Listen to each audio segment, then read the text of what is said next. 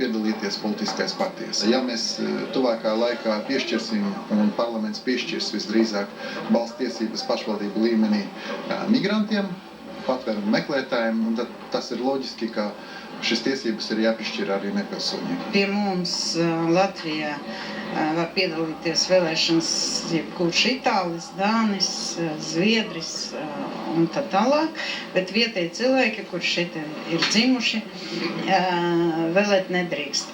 Principā šajā direktīvai ir jāpanāk neliels labojums, lai tajā iekļaut tos cilvēkus, kuriem ir Latvijas pases un Igaunijas pases, jo mūsu nepilsoņiem tas ir ļoti īpatnējs status.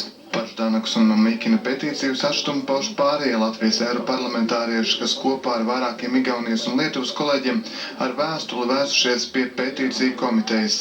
Šis jautājums pirmkārt nav pieņemams skatīšanai, jo pilsonības jautājumi ir dalību valsts pārziņā, un tas ir viennozīmīgi. Nepilsoņi ir laipni aicināti iegūt pilsonību tikai zinot minimālu latviešu valodu, un arī mazliet vēstuli mēs aprakstam šo procesu. Šis žests, tas ir tīri politisks, iespējams, tas ir saistīts ar pašvaldību vēlēšanām, kur Mamikins un Ždanoka cer iegūt tādējādi lielākus, varbūt, balsu skaitu. Tas nav saistoši Latvijai. Viņi dara savu darbu, kas viņiem parāda to, un kuras puses interesi viņi pārstāv.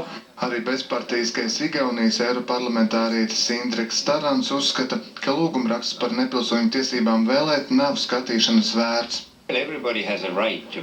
Visiem ir tiesības rakstīt petīcijas, un es to dēvētu kā labu mēģinājumu. Tomēr petīcijām ir jābūt ar lielāku saturu. Šajā gadījumā es neredzu, ka Eiropas parlamenta vairākums varētu saprast šo piedāvājumu. Starptautiski standarta procedūra paredz, ka vēlēšanās balso pilsoņi.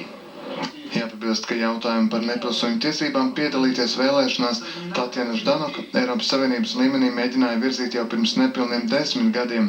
Līdz debatēm plenārsēdē toreiz tas nenonāca. Jānis Zeriņš, Sergejs Medvedevs, TV3 ziņas no Eiropas parlamenta Strasbūrā.